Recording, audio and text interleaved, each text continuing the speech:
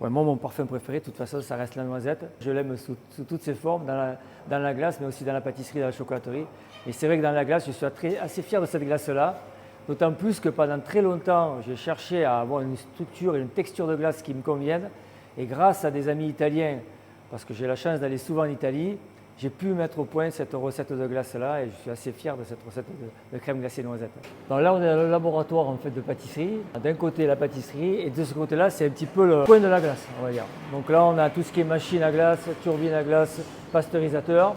Et là, on œuvre au quotidien, notamment tous les matins, on se donne à peu près 4-5 heures pour produire à peu près entre 360 et 400 litres de glace. Là, on était sur la glace pistache qui a beaucoup de succès parce qu'elle est réalisée à partir d'une pâte de pistache que nous faisons nous-mêmes. C'est de la pistache d'Iran qu'on va torréfier, qu'on va amener à la torréfaction juste comme il le faut pour qu'on garde quand même le goût de la pistache fraîche, mais en même temps, on l'exauce à travers la torréfaction.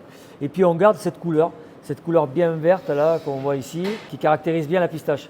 Et la pistache, c'est un parfum qui me tient beaucoup à cœur parce que ça a été souvent un parfum qui a été un petit peu galvaudé dans le sens où, dans l'inconscient, on pensait toujours que la pistache avait le goût d'amande amère, alors que la pistache, quand on a mangé dans l'apéritif, elle n'a jamais eu le goût d'amande amère. Donc il a fallu un petit peu de temps pour un petit peu faire comprendre à tout le monde que la pistache, c'est de la pistache. C'est pas du colorant vert et de l'amande amère, c'est de la vraie pâte de pistache et c'est vrai qu'elle a beaucoup de succès. À l'intérieur, on introduit encore des pistaches, etc. pour lui donner un peu plus de gourmandise. Et on en fabrique pas mal. Là, on se retrouve à la boutique, c'est la fameuse pistache dont on a parlé, qui est associée, donc on le voit avec d'autres parfums comme le beurre salé, les menthes de chocolat, café, noisette. Et surtout sur des parfums classiques, parce que c'est vrai que moi j'affectionne énormément ces parfums-là. Ce sont des parfums où on a besoin de se positionner en termes de goût.